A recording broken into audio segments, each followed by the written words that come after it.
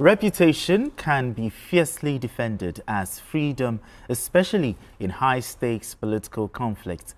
Detained leader of the proscribed indigenous people of Biafra, IPOB, Nnamdi Kanu, has filed a 20 billion naira defamation lawsuit against the spokesperson of the Nigerian police, Muyiwa Adejobi.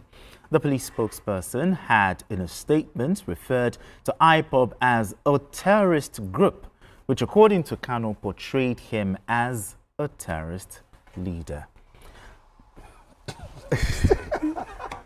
Why the chuckle? But anyway, but really, I want to ask, what is giving the IPOB leader the courage to sue the Nigerian police spokesperson, Olumoyiwa Adejobi? I mean, how credible are the issues he's raising here? The last administration,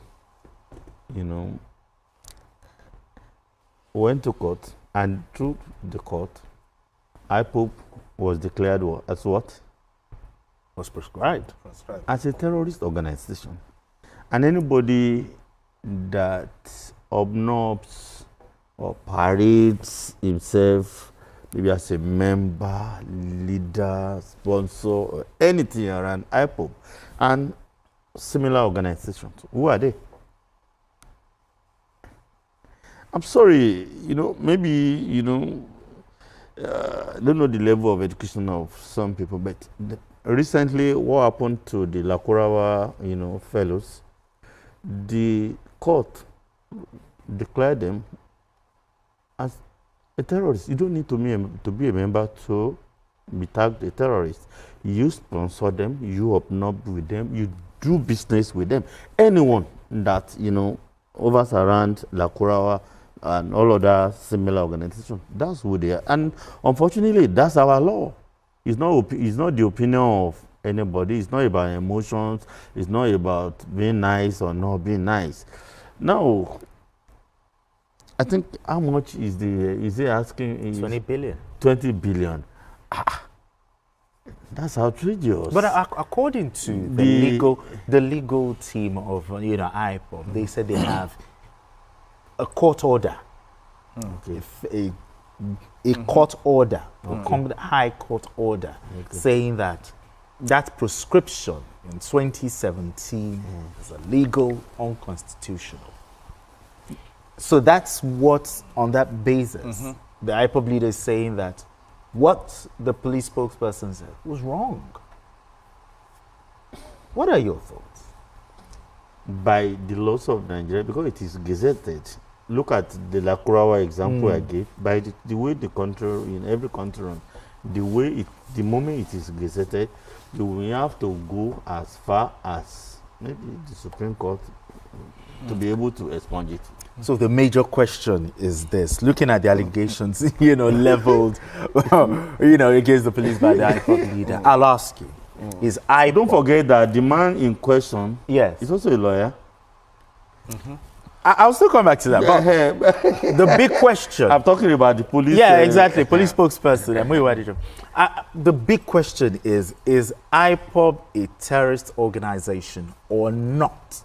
Looking at the allegation.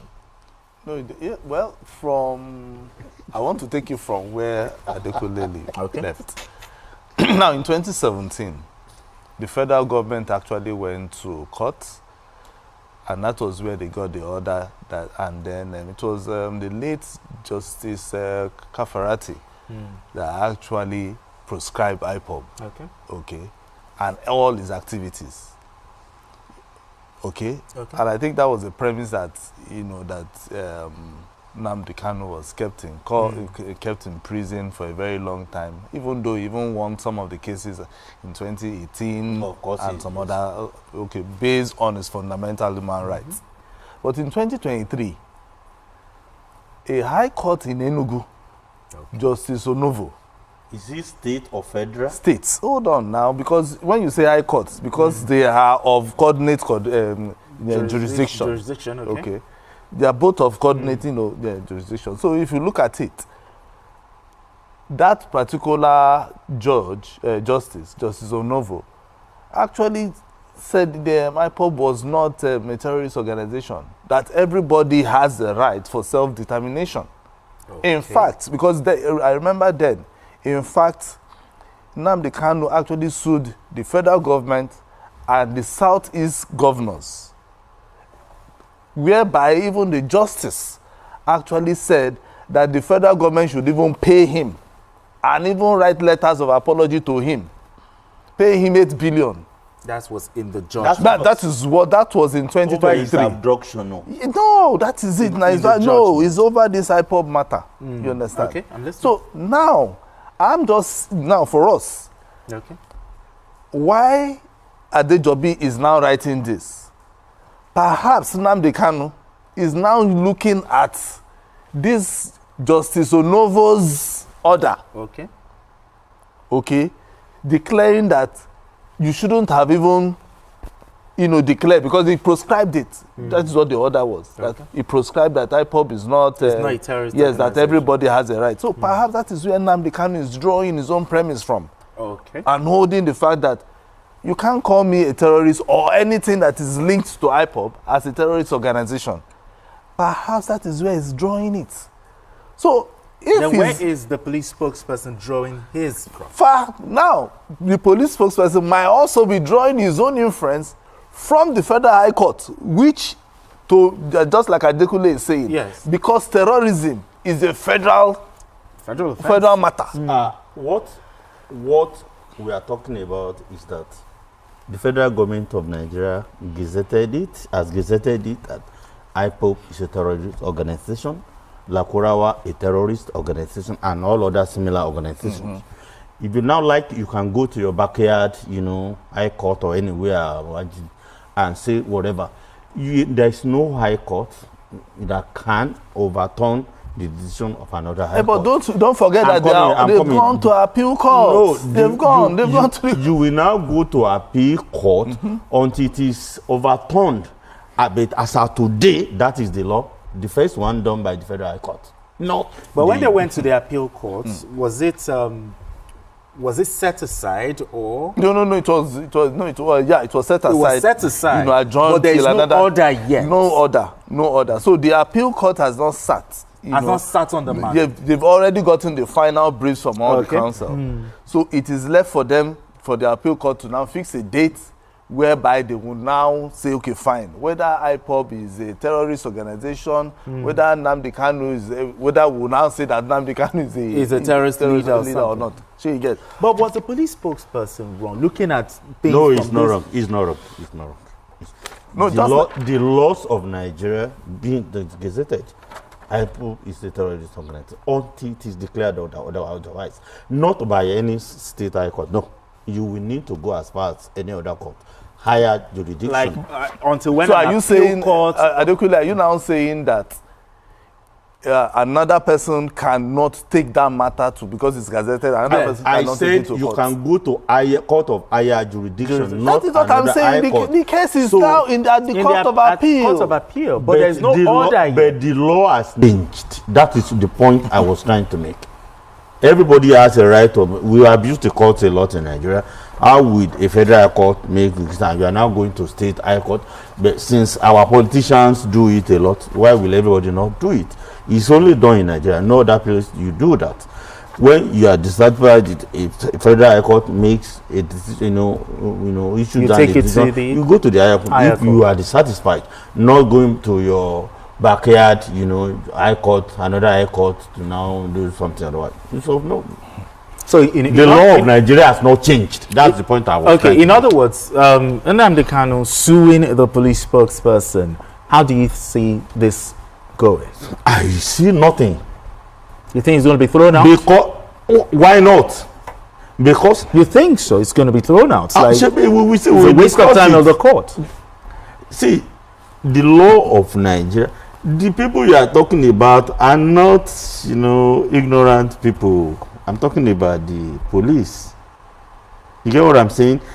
Go to the police. Look at the hierarchy. So are you saying that the police have never lost a case? They've lost a case. They've lost several cases. I'm not talking about losing a case. So the thing is, when they go to court, the point I was trying to make is, they are in order to call a proscribed organization as a terrorist organization. The police based on the Gazette laws of Nigeria. What are your thoughts? But I keep saying it, and I'll say this, because if the High Court is of equal, level. Yes. Okay. And you're saying it was gazetted. So it is now the Court of Appeal that will decide. That will decide. You understand? Me, I'm not saying, to me, I don't even like what they are doing anyway, okay. or whatever their groups are doing, because it's none of my business. But my own is, if we look at what the law says, if the Federal High Court, whether it's states and it's federal, if they are of that level, the next thing they should do is to go to the higher court. So let the higher court be the one to interpret for us. See, okay, let them be the ones to interpret. Because the thing is, after the Federal High Court, those who went to the State High Court, it's just an abuse of the process. If you know you are so why didn't the best approach would have been to approach the Court of Appeal that no, we are not a terrorist, and let the Court of Appeal decide, and that's a good one. In this case, you didn't do that. So the law of Nigeria still remains until the court of higher jurisdiction pronounces otherwise. He called it an abuse of court processes. Do you agree with me? Well, no, one thing about Nigerians is when they have issues, they go to another court. Yes. Okay. But for this, the first case was in 2017. I'm not sure that there will be any person who will be very irresponsible to have looked at a particular matter and say, okay, I want to go to court, to just for the court to decide. Yes. Whether if that court is of the same level. I keep saying it, if it's of the same level. Because I've asked several lawyers, what do you think? They said, which one is the last? Which order is the last?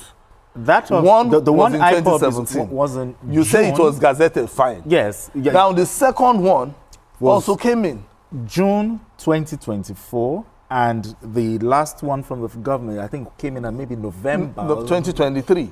Yeah, but the point we are just making is the statement from the police, calling them a terrorist. You're saying that is another based on the Gazette of the laws of Nigeria of 2017. It is another. So until when it gets to the appeal, fine. Until when they get to the Court of Appeal. To the Court of Appeal. Okay. We will now decide. Because I was happy that they even called them a terrorist organization because of their activities. Okay. There is no high court that has the power to review the decision of another high court. The moment one is decided, you are not happy, you move to the higher court. Okay. So what Azuko is saying, you are not talking about... No, that's what I'm telling you, that what Nnamdi Kanu is now referring and trying to sue the police is because of that order. The order. You cannot say no. No, it is when they now get to the Court of Appeal. The Court of Appeal will now tell Nnamdi Kanu, oh, no. You went to the wrong place. That is abuse of court process. Okay. You should have come to us. But that does not invalidate the laws of Nigeria. But the defamation suit... that has not invalidated the laws of Nigeria. But the defamation suit by the IPOB leader, how do you see this going? The defamation? Yes. Against the police spokesperson. How do you see this going? No, I think the court... You think it's going to be thrown out? Or? No. It's something valid? There's something that needs to be... The Court of Appeal will now decide. Will decide whether truly they defamed him or not. But first, just like he said, they will ask, if we have looked at the books and then that group is a terrorist organization, what are you talking about? The defamation will be thrown out. Yes. Then you are a terrorist leader. That's all. Okay, I think we can let it rest, but let the conversation continue. Okay. All right, wonderful people. Welcome back to this wonderful channel where we'll bring you back-to-back updates and information as they hot. In case you have not joined our social media handle, what are you waiting for? Kindly go ahead and subscribe, like, comment, share, and also remember to on your notification button so that whenever our news drop, you will be the first. We'll collect them all right. Let's go down to the news proper as it is hot. I got to bring you the info one by one as it is hot. You don't share it as it be. The men of the BLA soldiers don't report say no be small clash with the clash with the men of the NIG them boys. Of course, you know that some of these things you're not going to hear them on social media. Even some trusted platform of news where we say you trust. They know they carry them out because they don't want some people to hear waiting the exploits of the BLA them boys. But not only here, you go to hear on those kinds of things. Some people they even question say, say some things with the reports. But not only us, the Wakakurukere, they enter inside the nook and crannies of the Obodo. So they find out waiting they happen for the Obodo there. The information we say draw from my table, we say the men of the NIG them boys don't enter inside the camp where the men of the BLA they do their training. Imagine when you carry yourself, go for people camp. You just imagine when you enter military barracks now, say you want to go do something. Where all the arms and ammunition there, where all the powers they reside, where all the brigada, the stronghold they, now there these people go enter. And the NIG them boys, how it happened, they no find them funny. They no find them funny at all. They no find them funny. The information will be said, they draw from my table, be say, They say those boys of the NIG them boys, they say they collect to, say they collect waiting no good. Even said they say some of them they cry their mama, their papa. The people where their own they pity me and some Igbo boys will be say they for the NIG them boys where they follow them, they perpetrate the thing for their own fatherland. I say no good. You gotta use wisdom self, they follow, they do the things where they do. Even though say soldier walk, you dey like zombie walk, where we say zombie no they go unless you tell them to go zombie. Zombie no go walk unless you tell them to walk zombie. Tell them to go front, ajo, ja, rajo. Tell them to go back, ajo, ja, rajo. Do and wink, zombie. Put and quench, zombie. Put and for revise, zombie. That's what it be for the person where they do soldier work, especially for this country where we say poor man no knowing right. Of course, they say that the court is the hope of the common man, but for Nigeria, the court is the hope of the rich man, because the rich man can use his money and buy your judgment, and that is why the reason is because our leaders has put us in a poverty-stricken position, whereby they are using poverty as a weapon to manipulate the poor masses. Had it been that the government make availability for everybody to become equal, for example, as a poor man, the government has built their houses and you can be paying by mortgage to live in a home, and your hustle will make sense, but it's not like that in the country of the African man. That's why our people, they run to US, they run to Canada, they run to Europe, they run to Britain to go there and reside. Even some of these our so-called politicians, where they pack our money, they dump them for bank for all these foreign countries. Go to Switzerland, now the African money, Switzerland no they produce anything, they are just bank. Switzerland has the best bank in the world, and that's just the business they have, and they are using the money they are using there is the African man's money.